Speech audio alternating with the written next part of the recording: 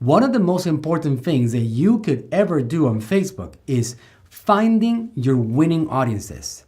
Once you find them, you can use those guys. That's not the end of it. That's not where it all ends. Oh, congratulations, you found a winner. Once you found a winner, you have to use that audience to tell Facebook who your ideal customers are. You can tell Facebook, I found them. Thank you very much. These guys are killing it. My cost per lead is so low. My cost per view is so outrageously low. I'm converting like crazy. That's fantastic. Now, can you please help me find some more people like this? You use that audience to find more people.